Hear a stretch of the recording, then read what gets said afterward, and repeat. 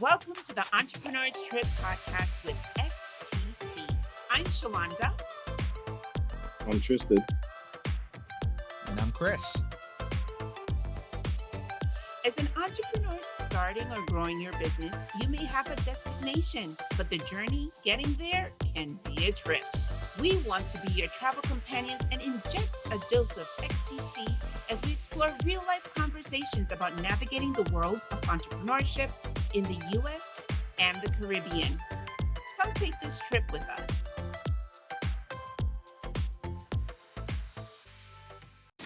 Hello, trippers. Welcome to another episode of the Entrepreneur's Trip with X.T.C.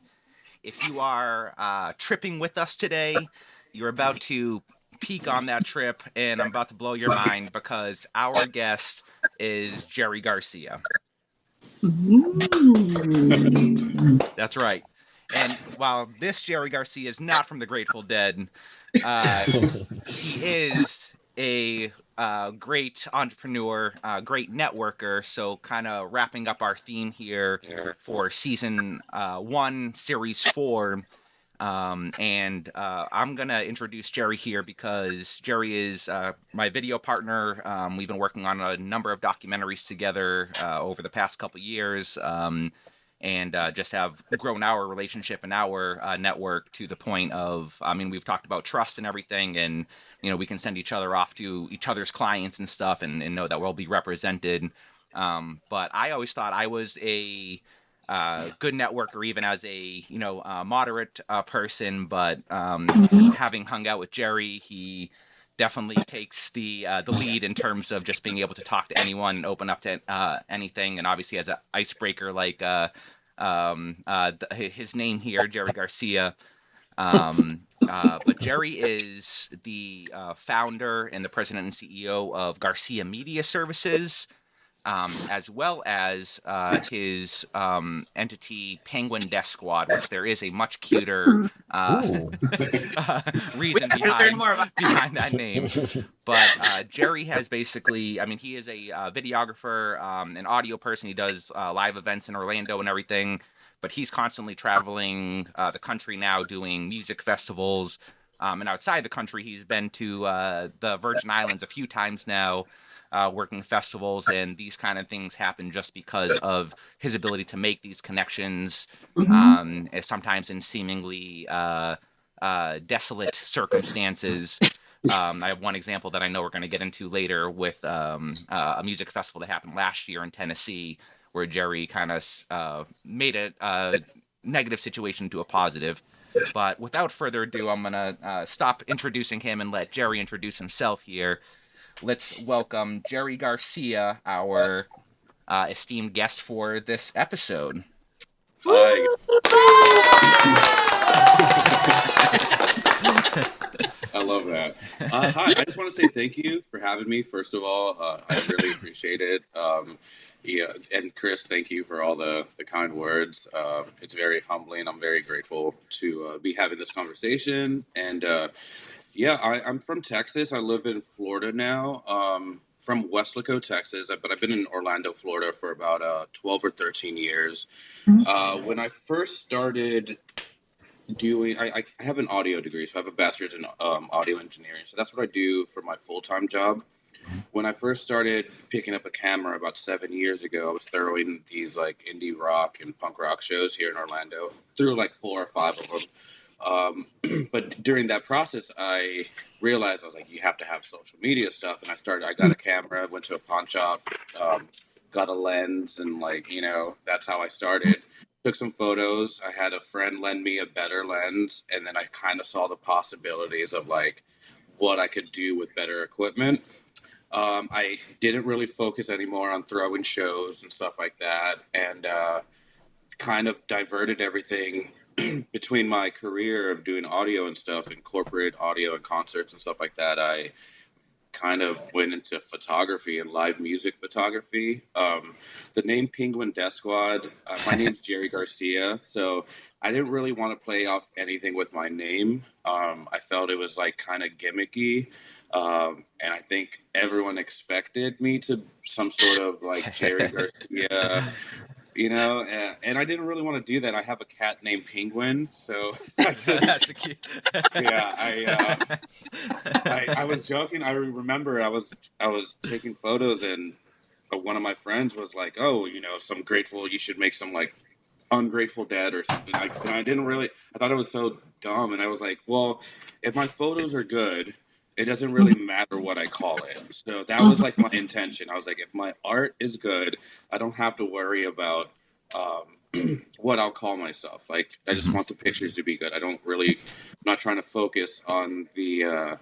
On that. But I honestly am very happy that I went with that name because I've created more into a brand. I've done T-shirts, do sticker designs and stuff, which it's harder to do that when it's based around like a personal name, I feel. But yeah, I've been doing photos and music related stuff for about 5 to 7 years, and then I started Garcia Media Services about 2.5 years ago, I would I say, think that's Chris, about right? right. Yeah. I think, yeah, Chris and I had a proposal for a documentary that was like going through. For a nonprofit. Yep. We were going through a nonprofit. It was right before COVID, so it looked pretty good. Like it was gonna, we were gonna get it landed and everything. But then COVID hit. But then I realized, like, I need to have another more. I remember having this conversation with you actually. Mhm. We were talking, and you were like, "Well, do you want me to, because we had to do a proposal for them to pay us and everything." And I remember right before that, I was like, "Dude, I need to start another name because I don't want to be inputting Penguin Death Squad to like nonprofit." So, um, which we could do. Maybe I could do like PDS, but like I didn't want to have that. So I just thought it was easier for me to create Garcia Media Services, have one more of a corporate entity and one more of a artistic. Penguin Death Squad, I could do whatever I want. Garcia Media Services, I have a little bit more Restraint. yeah, restraint, or like or a focus on storytelling and like working with nonprofits.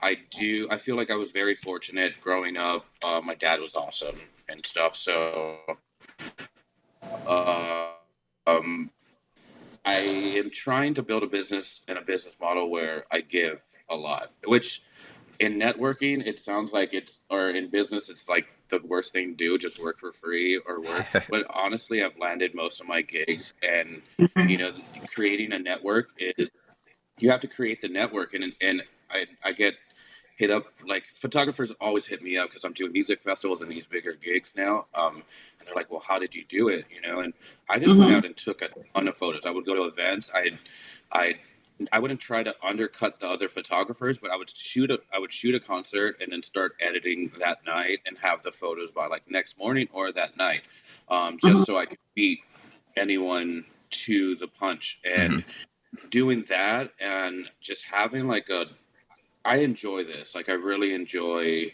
working for myself. I enjoy the adrenaline or the rush of it, like of I don't know, the uncertainty of like where this could go. It is exciting. It is stressful. It's not as pretty and glamorous. I think people think that entrepreneurs, it's like this really fun thing. It's mostly stress every day. And I feel like in the past like 3 years, which I'm addicted to that now, I've realized it's like I can't turn that off. But I think I'm already a high energy person. So having an outlet where I'm with Penguin Desk Water, Garcia Media Services, it's really benefited me because it's like a positive outlet of, where my energy is now going and stuff like that. So yeah, that's why I started both of them. I just think I just want to build with Garcia Media Services, and Chris can like attest to this. We've shot a lot of stuff for like nonprofits where Yep. we just go and shoot, and how many times I mean, not every time we don't get like gigs out of it, but I would say like 6 out of 10 times we'll get something, just from showing people pictures and being like, "Hey, I took this picture of you. Like, send me your email. I'll send it to you." And they're always people are always blown away because I'll just give them my photos. You know Yep. what I mean? They're like, "Well, how much?" It's like, "Dude, just give me your email. I'll send it to you." So I think in business, it might not make sense to a lot of people to give your assets away. But in my way of like working, I know that that's gotten me. It's worked for me. I don't know if I don't think it could work for a lot of industries. But as far as like like gaining like trust of people and knowing that you have like the best interests, I think I try to have the people's best interests, and I also kind of want to give back. So those are like my two things I kind of try to balance and stuff. If I could jump in for a second, because what came to mind as you were talking is this thought process of exchange or a transactional type of relationship where I do something for pay or I do something for exchange with the expectation of getting something back. And what I find really interesting with how you've approached networking and building your business, it's more of how can I add value? Yep. Yeah. Right? How can I contribute? And so, yeah, from a business standpoint, if you look at it strictly from a financial standpoint, it may not make sense. But when you look at it from the perspective of a business development standpoint, right? People are getting to know you, they're getting to know your product, they're getting to know how you work, they're getting to know your quality. And while they may not be a return immediately, you never know when that return may or may not come. And it may not come back in the way that you're expecting it. It may come back in the form of they were so impressed with their experience with you that they spoke to you about you to somebody else, and that has translated to a job. Yep. So it's really coming from that authentic place of adding value, which I really, really like. Yeah, and actually, Shalonda, just from my personal experience with Jerry here, and when he did start his business and he was asking me questions, from a business standpoint, and then I saw him going out and just giving things away for free, and I was like, Jerry, no, like, don't do it. This isn't how it works. But seeing him now over the last 2.5 years, I've learned a lot from him because I've seen that his approach or method of doing that actually has worked and many times, in spades, 10 times over, where he's like even now he's was talking about giving photos away for free basically, and one of the things I really admire that he mentioned is his timing of doing it. He's edits it right away, so that way it's that night or the next morning. That's out, where a lot of times other videographers or photographers who might have been out at the same event or even on the payroll for that event are standard time of like, 5 to 7 days we'll have your photos and videos, and Jerry's are already up, so his are getting shared while the paid person is taking their time doing it. So it just worked really well. And I mentioned, I think in one of our last episodes here, of how I was during COVID, I kind of used COVID as an excuse to back off of social media and not really, expand my network during that time of everybody being isolated. But Jerry used that time to get more involved in social media. And his page, especially the Penguin Death Squad one, with new festivals coming up and everything, has really been starting to flourish.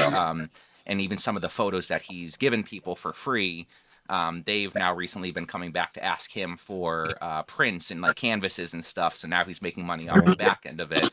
But it's really been kind of an eye-opening thing for me where, as a business owner, just giving stuff away without any expectation of return, how that's actually worked in his favor. So, I just wanted to kind of bring that up from my personal experience with him, that it does work. And he gives just like if he has the money, he'll go out and get buy a bunch of McDonald's or whatever and go give it to homeless people and stuff, and just like, hey, if I had the extra couple bucks, somebody else needed it more than me today.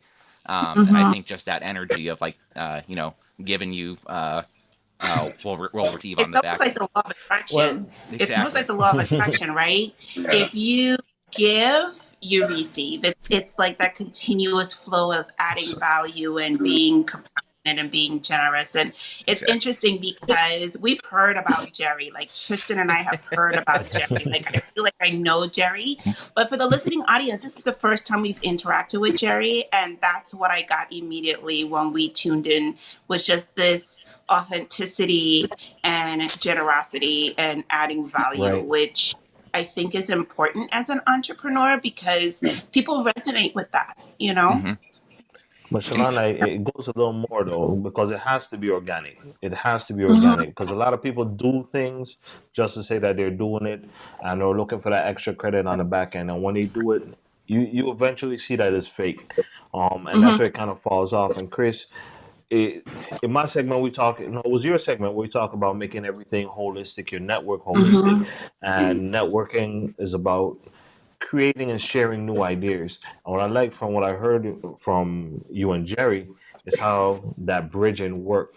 So you step back from mhm, social media, you help Jerry, I want to say, with his business initially, and look at how the approach was different. Yep. You see what I'm saying? mhm, And look at how we just start to learn so much from each other in such a short span of time. And what ends up mhm, happening is just our perspective. It's how it is that we look at it. You Yep. see what I'm saying? mhm, So where we were like, man, and I hear it all the time, giving away something free, you flood in the market Yep. is not Mhm. really good for what it is that we're doing. However, mhm. different strokes for different folks. That's how it works. Yep. And Yep. Yep. so within the network, even though we have Jerry that's doing that with that approach, and Chris has his approach, we still make it one collective. Mhm, So a lot of times people choose not to network with people that, I want to say, do the same things, because now it's mhm. like, oh, you're gonna cut into my market. Oh, Yeah. we're cutting this off. But networking is just us sharing ideas, working together to build a bigger community. We want that Mhm, one. We don't want the mhm. man. We want that one. Yeah. And you That know one what? I community. think if I could just jump in real quick, to the point of not wanting to network with people who might be in the same industry Right. is a scarcity mindset. Yep. Yeah. If you come from the mindset that there is more than enough resources to sustain all of us, then you don't have a problem networking within the same True. industry because then you see opportunities to collaborate.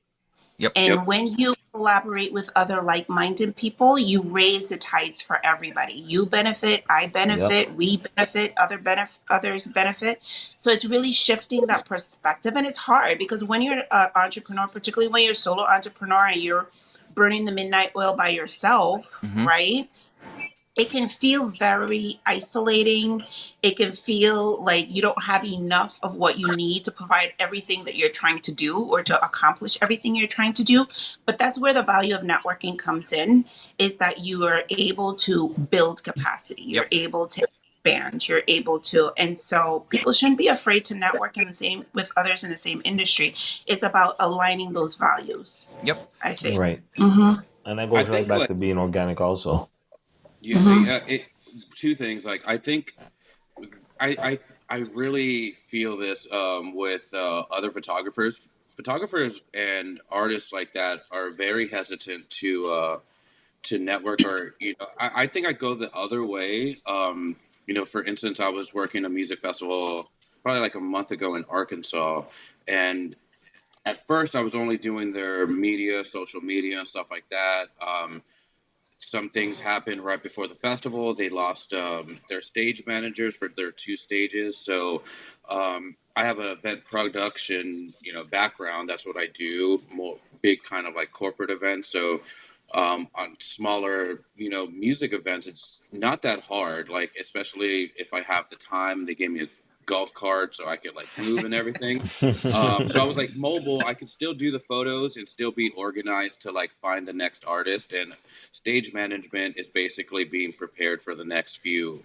Like who's the artist playing right now? Who's the next artist? Who's the next artist after that? So I was able to juggle those things while doing that. So I'd take photos for 30 minutes. I'd go to the other stage, take photos for 15 Hmm. minutes. Make sure that the next artist is there, and but in doing so, there's other photographers in there. So there was like one photographer. She was this younger. She was with one of the bands, and I could tell that she was kind of I could probably see that was one of her first time shooting an event like that.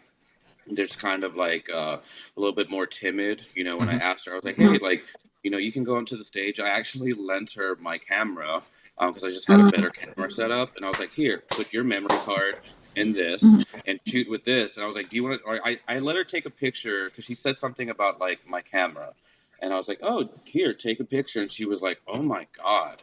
And she was like, this is, you know, and I told her, I was like, here, take my memory card out. She was working with that band, you know, so I was like, here, take, you know, go. I've already shot this band. I've got 20 photos of them. Here's my camera. Don't break it, please. You know, and you know, because I'm still there, like I'm still having to be the stage manager, and my camera was right next to me, so I was like, here, you know, use this setup, take the best photos you can. You can go on stage, and I told her, you know, just don't go there and don't go there, but and I was like, and go do it. Like, no one's gonna get, you're not gonna get in trouble. I'm the one in charge. Like, I think photographers are very hesitant, and musicians, and it's this weird thing, and it's a lot of like the ego, which I'm not saying that I don't have an ego, but I try to like work on that. Like, I try to be self enough, Oh no, and Jerry. especially, you know, Chris mentioning the like giving stuff away to homeless people. I do that all the time. I Yep. would never post about it. I would never really talk about it. Um, yeah, I do that as much as I can. And as a Yeah. What? person that's struggling, I feel like it's just, you know, I try to, I probably, my dad's probably going to hate this, but I do have I don't have the normal, you know, wants in life with like, I don't, like, I would like to be comfortable and, you know, have money, but that's not my end goal. I just want to be able to like travel, you know, tell some stories, help some people. And it's weird because I've been told, you know, you don't really understand what people are going through on a daily, um, you know, on a daily battle with themselves. So I try to be, or try to have the mindset of like, I don't think that people realize the good and bad that we can have on a person's life, whether Agreed. it's, you know, an abuse thing or it's whether it's someone helping someone in such a Yeah. small Yep. I don't think that we really grasp, like everyone's stuck in their own head and we see it through our own eyes, but when you interact with people you can make a change in someone's life without really putting that much effort into Yep. it, or you know, you kind of go out of your way a little bit, but it's a minuscule way for me to be like, hey, here, use my camera, you know what I mean? I Yep. got a And stuff question. like that. But yeah, I honestly with photographers and stuff like that, I think competition is good. I think as far as competition, like I kind of welcome it. I, you know, it keeps me on my toes. I try not to be envious or jealous and stuff like that because I do feel that there is enough room for creative people to all have like different avenues, and honestly it's just going to push me to think of another creative way to attack this, or you know, so yeah, You know, I'm not really, yeah, too worried about. I try to help and empower people because I was fortunate, like with my audio job. Um, you with audio and lighting people and video people, they're very they don't have interpersonal skills. They don't have the skills where um, it's a lot of like clicks. I realized I got out of school and I joined like some companies. I was freelancing. If you didn't know a certain thing or if you mispronounced it, you kind of got to stare. You know what I mean? Just that kind of Yep. those interactions. It makes you question yourself because you feel dumb and you're like, it's like these insecure things because you're going into, like, for me, like I go to shows. So like I go to a show and then the next day I could be at another event doing another show with 20 new people. So but that being said, it also put me like I only learn under pressure. I've realized, you know, right? I only learn by putting myself in the fire of it. And but yeah, I had this one coworker years ago, about 7 or 8 years ago. This guy's name is Dan. He works at Four Seasons. He's amazing. He's just like the nicest guy, and I remember he taught me how to like wrap everything from wrapping cables to setting up some projectors, and I really appreciate that because he was the only one that ever did that in this And million that's my dollar. question for you. I'm sorry, and that's my question for you, Jerry. You saw. I want to go way back in your amazing story, and the way back is when you gave the young lady the camera. Okay. Why? Who did that for you? That's part of the organics that I feel like we talk about. And what you did for her, I'm pretty sure she'll never forget. I want to say like I've done similar things where like people just look at me like you just lent someone a whole MacBook Pro. Yeah. Yeah. Why? Like how aren't you afraid that they won't come back or not won't come back? Yeah, that's the question. Aren't you afraid that they'll steal it? You see what I'm saying? Yeah. And I'm like, why? Yeah. I got a funny thing when I tell people if people steal from me, I feel like you're stealing from yourself. And the Yeah. simple reason is because if it's mine, I feel like it's yours. I have no problem sharing, whether it's knowledge, equipment, whatever it is. But at that point in time, we're so timid. We're not accustomed to the average person just reaching out. Like I started to laugh with that story because I remember doing that for people. I remember like there's a couple that'll tell you like you started my video career. I was like, huh, nah, you was shooting before I met you. He was like, nah, I was on stage. I was struggling with the shot, and you showed me how to stand. You came, you held the camera, held me in the camera for 5 minutes, and then you left, and I didn't even know who you were. I've had people talk about, oh, you helped me set up the framing. When I started shooting, I didn't understand framing. We're in a concert, and you showed me like I just want to get the lights on this angle, and it made so much more of a difference. Yep. And again, now that we're talking about it, I'm seeing how it is I expanded my network. And I expanded my network without even thinking about it because I was like, oh, wait, this person might need a little help. Oh, Yep. wait, this person, oh, you like my camera? Check it out, see if it is what you really want. And then that's it. You're at a concert. I mean, I understand that you said that you were there, but at the same time, in her mind, it's like, damn, like, you just gave me the camera? Like, Yep. it's not like you don't care, but it's Yeah. just that extra extension. And I Oh want to yeah. know who did that for you because I personally feel like we do it because someone did it for us. And we understand and appreciate, just like how you were leading into Dan, where Dan Mhm. showed you how to wrap the cables, that one aspect. But who was the person that gave you that push? That when you doubted yourself or you were doubting, it was like, oh, okay, this might be cool. Oof. In photography, that's rough because photography is pretty cutthroat. I really don't. I'm trying to remember of like, besides Chris. Chris has put me on a lot of, from corporate to, he's got me audio gigs. Yeah, Like, Uncle yeah, Chris. And that's all I was going with. It's a lot of Uncle I- Chris. I'm really, That's I'm what we're really talking trying to about. Uncle think like Chris if looks there's out. been another person really that has gone out of their way, especially a stranger. It, honestly, it doesn't happen often. It's a weird thing, But I try to put myself in other people's shoes all the time. I feel like I do have empathy, and the negative thing is I probably feel too much and overthink things. I feel like I can, if I'm talking to someone, I feel like I feel their like dread or I feel their happiness or and it's a good thing at times, but also it's very stressful at times.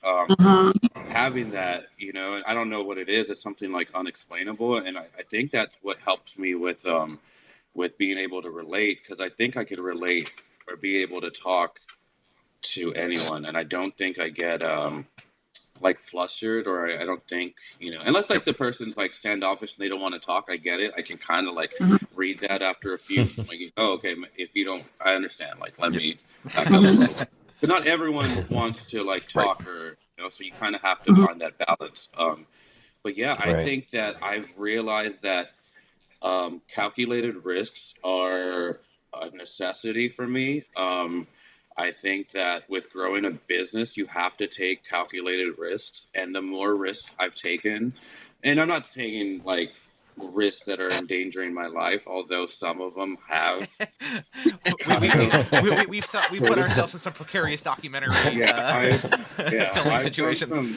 Yeah, I didn't think I was a thrill junkie, and then I started filming stuff, and I was like, I want to film and tell some stories in like kind of dangerous places. I think those are unique viewpoints that we could like focus on. But I think calculated risks are super necessary, and it's a risk that I could give her my camera and she drop it or something like Mm-hmm. that. But the outcome is that I could help her or get her at the least she could get a few Get great. photos of the band that she was Right. hired Mm-hmm. by. Right. So that's like the smallest thing. The biggest thing is I could help her with a career, which is you know. I'm open to either. I try not to. I think we in the beginning we were talking about expectations, and I try not to have expectations of anyone. Mm-hmm. Got a funny And that story about that. goes. I well, expectations. I really think to give and for it to be organically, you can't really expect anything in return. So whether it's me giving money, I've done it a few times, and I try to trust the universe where I have like, you know, and I'm not that spiritual of a person. I just don't know. I'm agnostic. I don't know what's out there. So just trusting the universe enough to if I have enough gas and I have groceries and I only have like $30 and I'm gonna get paid in three days, I will give those $30 away because I feel Yep. that it'll come back somehow. Like I don't know if that makes Yep. sense, but I do It, that in the hopes that it does return to me. And I think that if I do see a person, that needs it more than I do, and I'm fortunate enough to have a full tank of gas, some groceries at home, Yep. and the next few days of work, like I don't view money as like the end all be all with my happiness and with expectations. I think people tend to, especially in business stuff, people always expect something. Well, I mm-hmm. went to go shoot that photo event. I did that for free, but like, now this, like, I try not to do that. I try to be like, whether it's a free event or a paid event, I always try to over deliver. Mm-hmm. Right. I always try to over deliver. If it's, social media, if it's just you're hiring me from some photo stuff, like, okay, well, I've been tagging you on stuff. I did a little bit of video stuff. I can give you a little video clip or, I just try to go above and beyond and stuff. And I try not to have expectations with people. I'm a human, so that's something I have to like work on. But even like with personal relationships or family stuff, I try not to have expectations of people because the good thing about that is when someone does something for you or someone's like really good to you, it's like it's mind It blows blowing, your mind. Mind blown. Yep. It blows your. but you also don't have the negative of like being let down, and I think Mm-hmm. that And that's that's what I was gonna ask. yeah, I And Mm-hmm. think that's that exactly what it that's is I was gonna ask. yeah, Because I think I feel expectations lead to disappointment. That's how yep, I Yep. feel about it. yep, So a lot of things that I do, I just try to just throw it out there, and when it comes, how it comes, yep. it kind of comes back. And Uncle Chris, I think you did find a trill junkie because your risks are Well, calculated, and I could Yeah, relate so much with that. That $30 that you give because we know in 3 days we're supposed to be in a better place. Yep. yeah, At the same mm-hmm. time, when I give that 30, when I give that something more, I feel like I'm working harder to Yep. somewhat gain it back because now it's like your back is against the wall. Like I ain't got 30 no more. Like yeah, so I ain't getting paid for the next 3 days. What could I do? Not necessarily just to get paid, but this yep, helps me. I want to say yep, prepare for whatever it is that's coming up because now you stay hungry. Like it's not like I'm comfortable like you was talking about, and not even being just comfortable monetary. We want trips. We want these different things. We have these different goals that we have in place. Like I got a Greece trip that I would like to do, and I've been looking at it. I was like, oh wait, I got these bills. I'm like, and they're like, oh yeah, but you're saving for the trip. I'm like, nah, deal with that now. Oh, well, how are you gonna deal with that? And you got this trip. Like what you're doing doesn't make sense. But I'm showing them, like we spoke about yep, the universe. I'm Catholic. I got a lot of faith. I think in order to be Catholic, you need a lot of faith because we don't explain a lot of things, you know. So I'm like, I'm gonna make the trip, and they're like, yeah, but nothing about what you're doing says you're gonna make the trip. You just volunteered for this. You just did this. You need to be getting this income, and you need to be geared toward whatever it is. And I feel like it's good to have goals and be goals oriented, but sometimes the outside looking in, they just keep, I feel, digging down in the wrong areas, and yep, that's that. If you take care of others, they'll take care of you, and that's just it. But it has to be an organic thing, because when it's not organic, it comes with that expectation, and when you don't hit that expectation, you start digging a hole. Like, damn, Uncle Chris didn't deliver with Jerry, man. Yep. I just thought Jerry was gonna be somebody else, not an audio guy, not a real. So, so I'm gonna push back on you guys a little bit. I think we're gonna end up in the same place, but I'm gonna push back a little bit, being the planner of the group, right? Oh, I forgot. When it comes to expectations, really clearly defining the route. So it's like taking a trip, right? We want to know where we're heading, but having that openness and that nimbleness to allow things to happen organically while you're also working towards something, right? And so what resonated with me with what Jerry was saying was being empathetic, right? Being open, being organic. I think those things, when we talk about in business, seems like such a foreign concept versus, the capitalistic society that we live in, where we're saying, okay, you need to have a return on this investment. That's the Right. business side, right? That's the expectation side. But if you're in business, it's to make a profit. Why are you giving things away? I think it's more of a blend of both, right? It's a delicate dance of both that Yeah. happens, depending on the situation, depending on the people that you're dealing with, depending on where you're at that point in your life, right?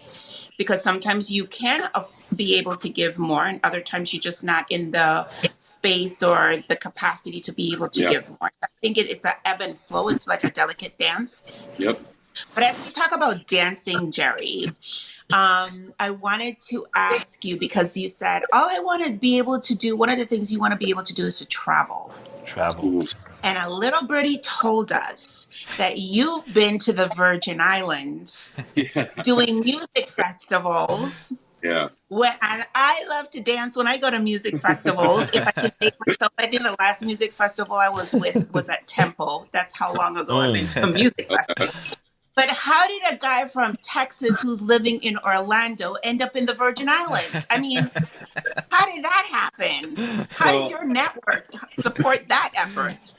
So with doing photos, I did, some hippie music festivals out here in Florida. I had a friend, Mo, which he's doing pretty exciting stuff with some AR and VR stuff for like the meta universe and stuff like that. It's kind of forefront, of art. So him, I've been friends and shot some stuff for bands. He hit me up about the music festival we did. It was during like COVID time, so it was like not a big music festival, but it was in St. Croix. They offered, to bring me out just to do like music coverage and everything like that. But yeah, it was really just, honestly, I mean, it's a blessing to be able to get traveled and get paid. The pay isn't where I would want it to be, but from those trips, I've been able to land other, clients, which again goes back to like the calculated risks, as like, do I really want to take a week off of work to only get paid $600? And but then I'm like, wait, but it's $600, on, and I'm camping On an island. St. Croix. Right. So, I value experiences a lot. I know that, and ever since I was a kid, or not a kid, I would say maybe the past 10 years, although I still feel like a kid a lot. It's a production thing, don't worry. Yeah, I really think that, just like being able to, there's so many beautiful places in the world, and humanly possible, we're not going to be able to see all those. That's kind of depressing to me. So I want to see as much as I can of the world, because we really don't realize, we get stuck in our bubbles, like we get really stuck in our jobs, and we don't realize like like going to St. Croix and then meeting random people, and then connecting with people and stuff like that. And then from that festival I shot some stuff. They invited me for another festival that was in St. Croix, the first one. A few months ago, I was in St. John's. I was St. Thomas for a little bit, and then the festival itself was on St. John's. And then that one, I've landed about 2 other gigs, I think, that look pretty. One, I'm going to be probably going back there in May, at the end of May. And I'll be actually, or no, in May, Come I'll be back in to Alabama. the islands, Jerry. Come Yeah. back to the islands. Actually, in May, I think the band is taking me or asking me to go to Alabama. I'll be in Alabama in May, and then that same band wants to do like a little short story documentary thing in July for Carnival, I believe, in St. John's. St. So John's. yeah, it's just I take these risks and hopefully something But comes see back. the ripple effect that one decision had, Yeah. like making that calculated risk to, okay, I'm gonna take a week off from work. Yeah, I'm only getting paid $600, but I'm going into a new space, meeting new people that I am expanding my network. Yeah. Has created the ripple effect from you coming to St. Croix, going to St. Thomas, going to St. John, doing some other stuff. Yep. Now you're looking at coming back. Listen, Jerry, don't let me hear you were in the Virgin Islands and you don't come to St. Croix to hang out and have a drink. And Christian, okay. Yeah, go You up. understand that? That's the cruise Yes, So- yes. Chris understands it because Chris Yes. is learning cruise and he's becoming bilingual. Yeah. I honestly, like, this past the St. John's trip, I like to experience, like, I don't want to do tour. I like touristy things. Like, don't get me wrong. Like, I want to go to a nice restaurant that everyone's talking about. Like, I think that there's beauty in that. But the other side is, like, I want to see Hanging out stuff with from, like, locals. I want to hang out with You want the locals. documentary I really side. wanna That's what see he wants. That calculated risk. Yeah. You want to So, see what home looks like. yeah. So Yeah. I did that. I did that in St. John's, and it was honestly, I was scared for my life. When it was a calculated risk, the first day I got to St. John's, the music festival was on this hilltop on a bar called the Windmill Bar. Beautiful property, run by Christy and Andy, her husband. It's so beautiful. It's like on a hilltop. The sunset set. It's so beautiful. I was flying my drone. I wasn't working for the next 2 days, but she was like, "Hey, can I get you dinner? And can I get you like a drink?" I was like, "Yeah, like let's do that. Let me take some photos. It's sunset right now, so like let me get some photos and then I'll have dinner." Because she was busy. While doing that, I met a fellow because he saw me flying the drone and stuff. And he was like, "Hey, I have a drone. Can you help me?" And I was like, "Of course." And this guy was probably, I think he was 63. I was like, "Yeah, man, of course." I brought my drone down. I helped him, and it was a cheaper drone, so there was no camera on it. It was like kind of hard to fly, but I figured it out. I Googled it, and just talking to him. Long story short, that guy, he's been on the island since like the 60s. His parents were there. His grandparents were there. So that, long story short, he's like, I'm just, "Yeah, man, I want to take photos, blah, blah, blah." And he's like, I still won't forget it. He looks, and we're looking at the most beautiful thing I've ever looked. I'm on a hilltop with the sunset going down in the water. It's beautiful, light blue water. And he was like, "This is ugly." He was like, "You got to go to the other side of the island." And I'm like, "This is the most beautiful thing I've ever seen."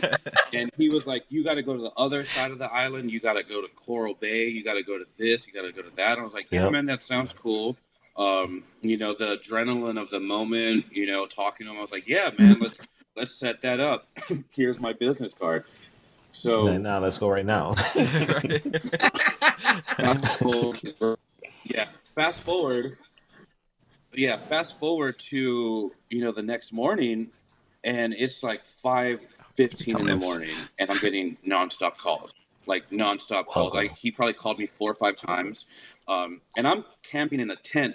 There's probably like 8 other camps. It's a few days before the music festival. There's not a lot of people there, and so I wake up to him outside my tent. I was in a dream, and in the dream, someone was trying to wake me up, like by bumping my head, So I wake up, and the next thing I hear is this like reggae music from really far, but it was loud.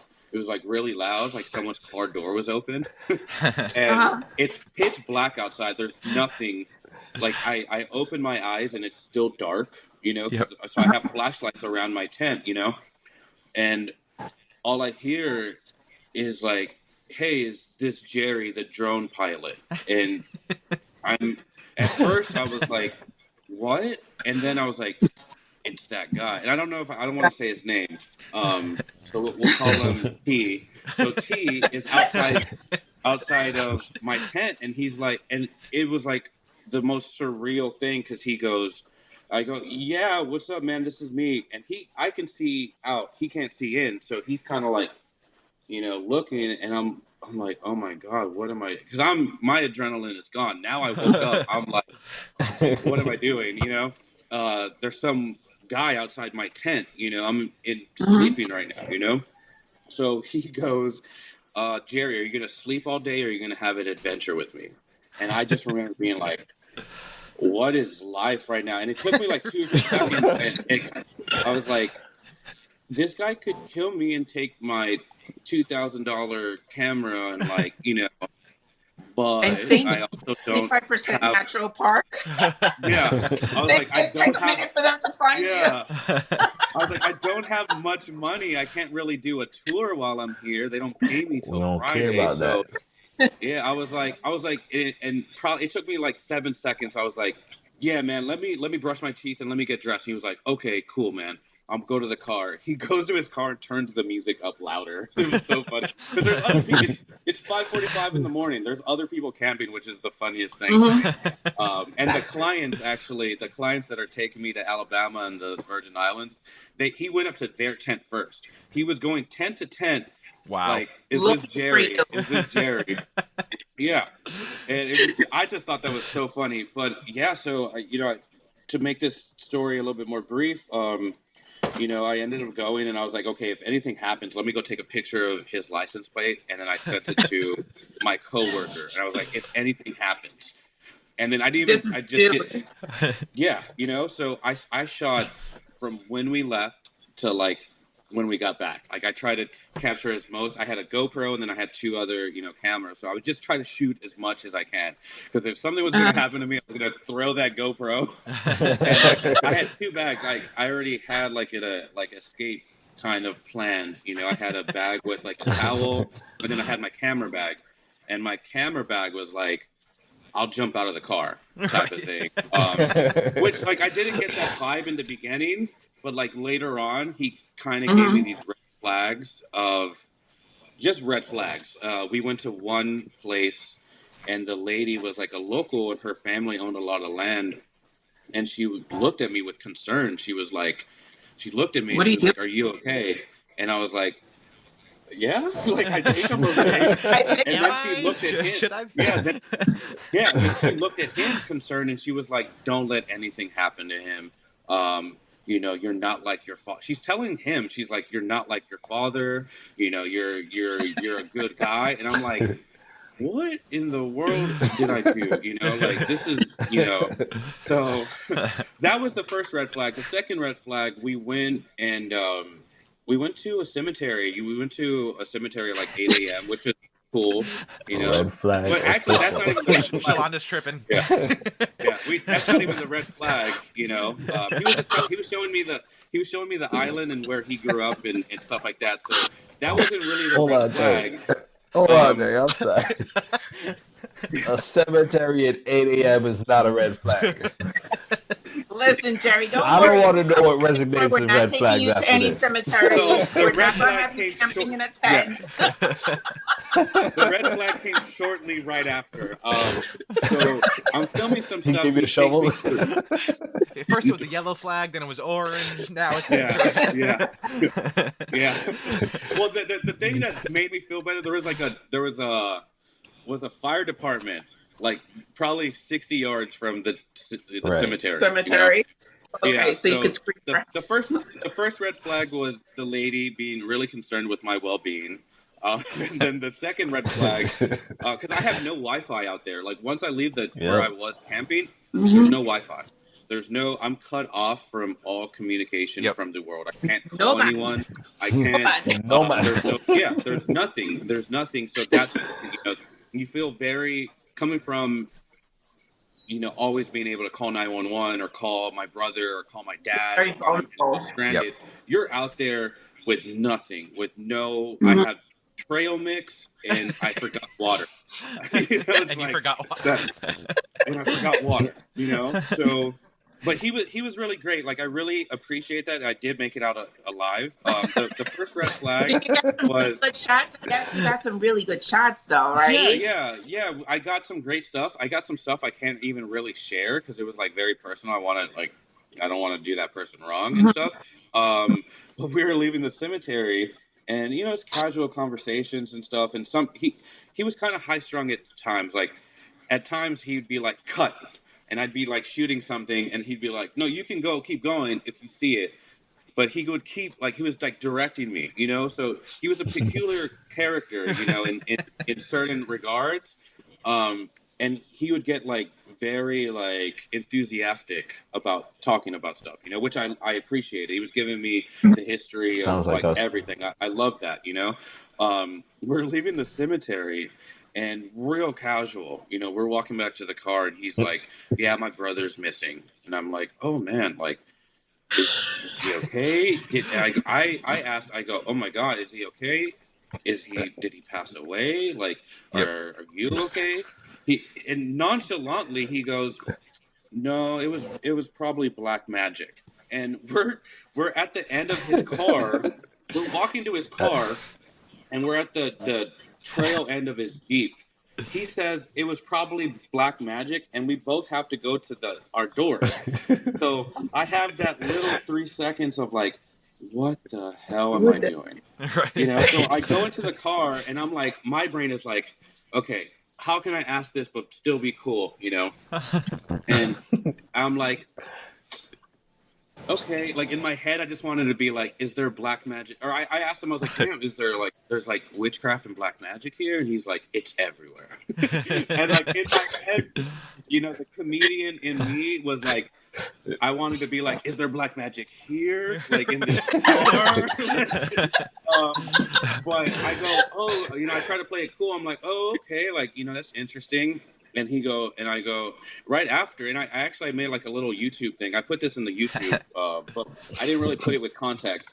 But in it, he goes, yeah, it was that guy over there. And I'm like, is this guy crazy? Because there's no one there. Like, I look to my right, and there's no one. There's no one. He was like, yeah, it's that guy over there. And I look, and I go, I still remember that moment, because I'm like, what am I doing? Like, what am I doing right now? Like, you know what I mean? So then I put like a little short, 15-minute, short documentary thing on YouTube of just like my trip. But right after that, that's not in it, is my next question was like, because we start driving away, and we're driving away from where I'm camping. So now we've been together like 2 hours. I don't know where I am. Yep. I'm on the other side of the island, no cell reception. My next question was like, okay, well, where are we going now? Yep. So he takes me to the other side of the island. It was awesome. It was so beautiful. I'm skipping over a few things. The next thing is we're at, I think, Coral Bay. We're at the base of Coral Bay, and he's just telling me some stuff. We're talking. I have a camera rolling, thankfully, and he's like, yeah, he kind of got mad at me at one point because I called him sir, and I called him sir 3 times. On the 3rd time, he was like, you're killing my energy. He was like, you're killing my energy. He just kept repeating that, like, and I was like, oh, and for me, like, I call everyone sir or ma'am, like, it's just like something that I'm so used to, Yep. But by the 3rd time of me doing that, I could see, I was like, oh, this guy's kind of like unhinged, like, or like, it's very easy for him to get mad at the at point me, you realize he was maybe yeah. Not after Was the it when you first saw the or other guy? second or third red flag, or the trip to the cemetery. That's the point. Yeah. So we're talking there, and this I didn't put in the short, but we're talking there, and it's normal. And we're talking about history, life. He's talking about his family. How he's the black sheep. How they, he's the king, and they're clowns and stuff. And he's talking a lot of spirituality stuff, which I really appreciated.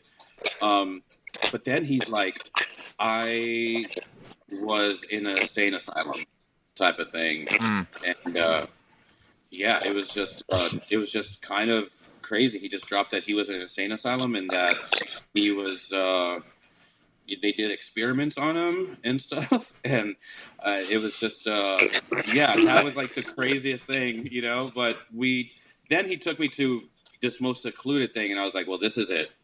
This is where he's, this is where he's going to take me.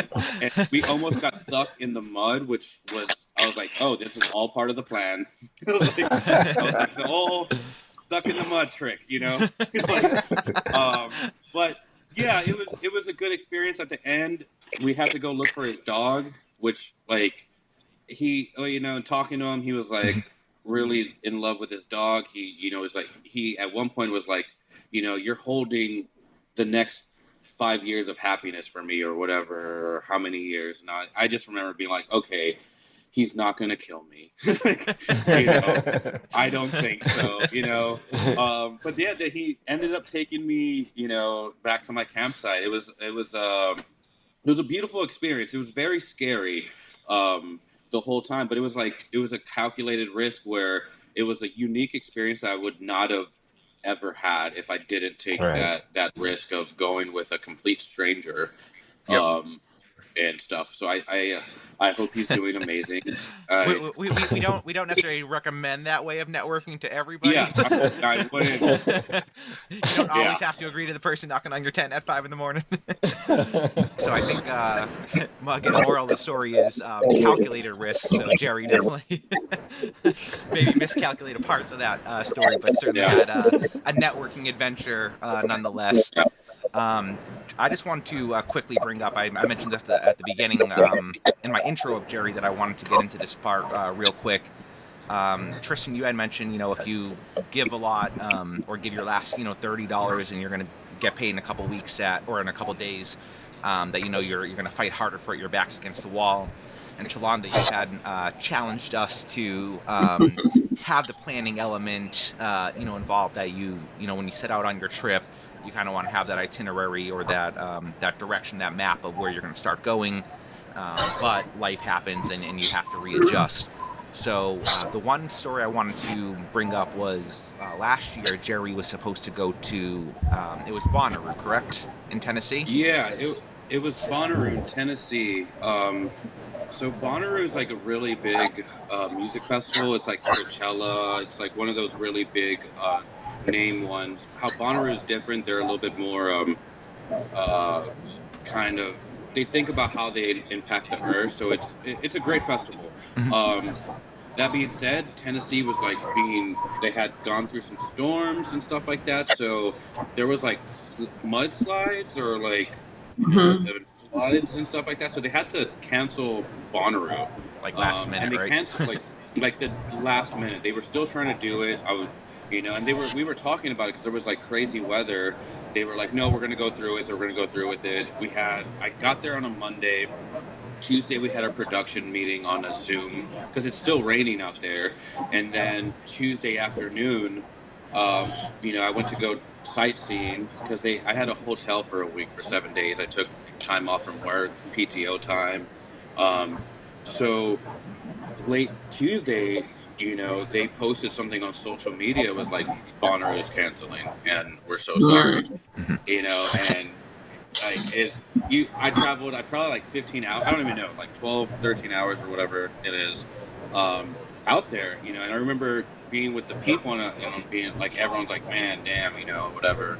And all my coworkers were like, okay, well, we're leaving. All the staff, they were like, really? By the next morning, they were all booking flights back. They were asking, the people that flew, we're booking your flights back. All of my coworkers, except for one guy, stayed. Everyone else left. I remember calling my dad and being like, well, what do I do? What should I do? And stuff. And he was like, "Go back home and go work. Like, what are you even thinking about?" And I was like, "Well, I'm here. I have a hotel room for a week that they paid for. Like, my bosses are flying out today, you know." And then I kind of heard about other music festivals that were kind of like trying to be planned because Bonnaroo canceled. So I was like, I want to see if I can get on one of those three music festivals just to go take pictures and see what I could do, you know? So I was lucky enough to like meet some people. You know, they were trying to get in contact with two of the music festivals. I met a girl and her boyfriend, Maddie. I don't know if you've ever seen this, but thank you. Um, so her and her boyfriend were working on one of the music festivals, and these people planned it in like 2.5 days. And logistically planning an event in 2.5 days is Insane. crazy. Like it's crazy just to get the good thing is they had the venue, and you know they had the music venue, or the outdoor music venue, which was in Woodbury, Tennessee. Short Mountain Distillery. It's like such a it's 300-acre like nature park, but they also have like a restaurant, Wow. and they're now building a nonprofit around it, which is awesome, just to like preserve the land Mhm. and stuff like that. So, but yeah, long story short, I was able to jump on this music festival. I talked to the guy that was, or not even the guy that was throwing it. I talked to like someone that was planning it, and he was like, "Well, we really don't have a budget." Which is something that you'll hear a lot if you ever start a business, especially like doing photos and videos. Like people forget Mhm. like how necessary media is in this day and age. So my whole thing was like, I'm gonna over deliver. Like, you're not paying me. You know, they were feeding me. They gave me a campsite, which was awesome. You know, they gave me some free tickets for a few friends that were going to Bonnaroo. I was like, hey, Bonnaroo's canceled. You can come hang out over here with me. I'll work. You can have fun. So they hooked me up with like certain things, you know, like that way. I basically was running their social media. I was like, the first day I got there, the Wednesday night when I got there, I was already flying my drone and doing aerial shots and like, you know, stuff like that. So I already was airdropping that to myself, editing it in my car, Right. and then sending it to them. So every day I was giving them content. Yep. By the Saturday or Sunday, the my boss, like which he's a great boss. I'm still working with him now, which is crazy because if I didn't ever take that risk, I wouldn't be doing what I'm doing now. Um, so I mean, he came up to me and was like, "Dude, you're doing great," and handed me, I think it was like 500. I think he handed me $500, and he was like, "You're doing so much. Here's 500. I cannot not pay you." And he's like, "And I'll pay you more at the end." And I was like, whoa, like what? I was like, I felt like I turned, you know, nothing into like 500 bucks with like, I would have been doing, like, I was going to be doing this anyway. Like, you know what I mean? And, I think me over delivering and trying to handle it as a professional, you know, because I come from like events and stuff. I think people, especially at music festivals, it's very easy to get lost in like the chaos or the fun of it. Um, but you know, I do like that environment. I think that there's just like so many possibilities with that. And now from that music festival, now they're doing it every year. So we're planning it now I'm doing like the social media and helping on the media department, and actually I'll be doing photos and videos again in September in Woodbury. So from that little, you know, of me like not take I love my dad, but I try to take his advice, you know, when I need it, you know what I mean? Because I think that he might not understand the calculated risks or the risks Right. that you have to take. Because I think he like with my company, I've moved up a little bit in my company, you know, in my full-time job and stuff like that. And I think he sees it as like, yo, that should be the thing you're focusing on. Right. And me, I'm Right. like, I can't see myself working for someone else in 10 or 15 years. Like that's Yep. not where I want to be. The good thing is with my company, I've been in really big productions, Disney weddings, Disney stuff, ESPN. You know, I've done a lot, and I've worked in a class of like people where I don't get flustered with like big productions anymore, which helps me stay sane on the other, you know, Yep. chaotic one, stuff like that. So without me taking that risk, or if I listen to my, you know, my dad, and my dad's awesome. I listen to him on most of the time. But or probably not most. I probably 40% on listening to my dad.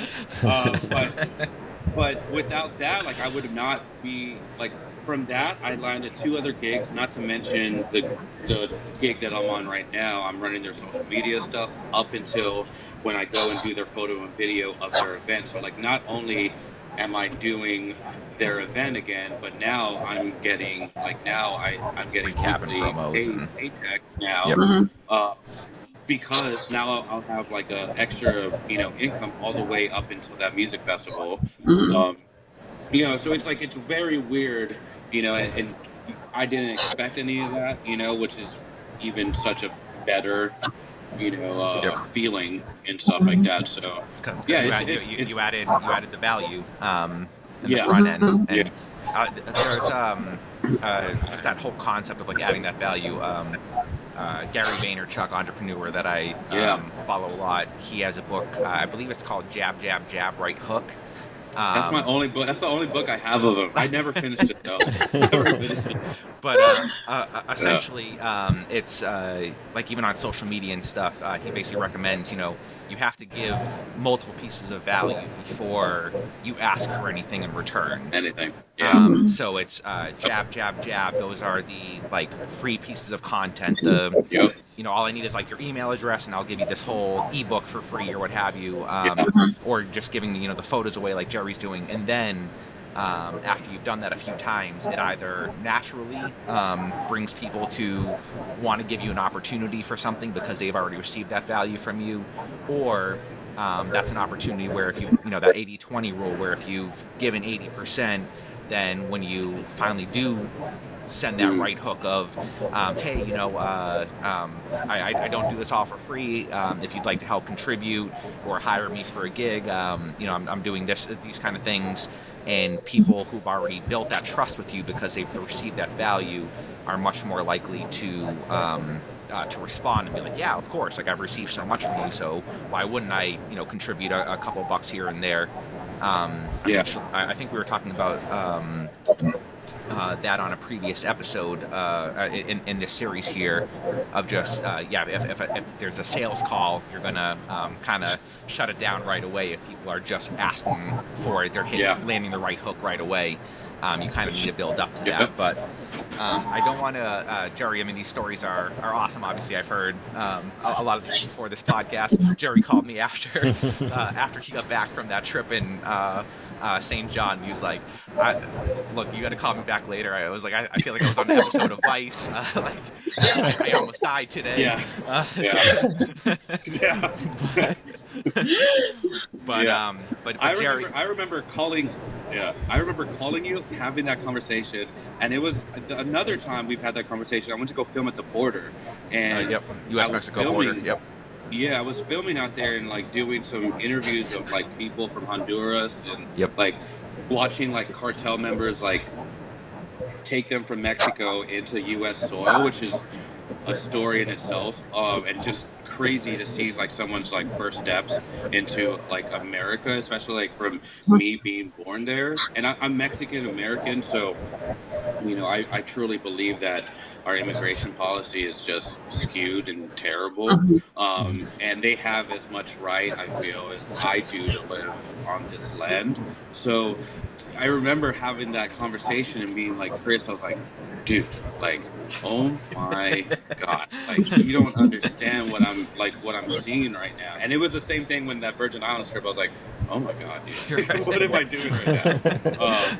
But it's showing up. It's putting yourself out there and doing it for the right reasons and authentically. And I think that kind of is a great, just summation for this series here of networking. It's you have to do it as an entrepreneur.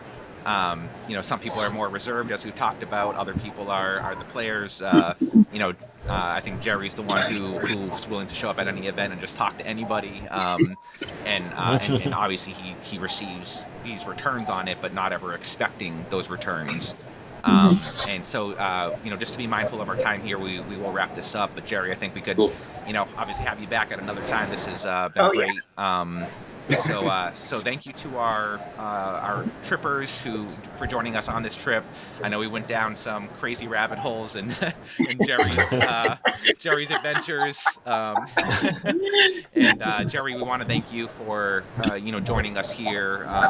For our guests, please check out Garcia Media Services and Penguin Death Squad. Jerry is on Instagram and everything.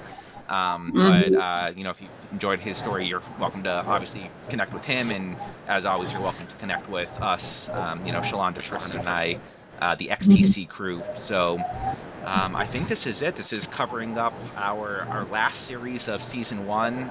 We're gonna have one recap episode of the whole season before we take a little hiatus before going to season 2. But we just want to thank you all for we're starting to come down from our trip now, and and just want to thank you all for taking this journey with us. Again, thank you, Jerry, for sharing these awesome stories with us, and just all the different ways you can be a networker, but you just have to put yourself out there and put yourself out there for the right reasons and authentically. So I think that's it. So we'll see you next week for our final. Hold on, real quick. Real quick. Okay. We want to invite them to be a part of our network. So hit like, subscribe, and just be a part of the network. All right, guys. So Chris, put a bow on it. Well, I think Shalonda, any final words? Well, no, I'm just tripping over Jerry's trips. And so I'm looking forward to when Jerry comes down to the U.S. Virgin Islands, and we could probably do a follow-up. Yeah, there we go. While he's here, that'll be cool. Yep. And if there are any other trippers that want to join us, jump on this entrepreneurship trip. We're all for it. All right. We'll see you for the last episode of season 1 next Tuesday. So without further ado, I'll close us out here, and we'll see you next week. Bye, guys. Thank you. Thank you. Thanks, Jerry. Pleasure. Thank you for taking this trip with us. We hope you had a great time. Join us every Tuesday for another dose of X.T.C. And don't forget to like, share, and subscribe. Be sure to follow us on Facebook, Instagram, and visit us at theentrepreneursstrip.com for more entrepreneurship tips and trips. See you next time.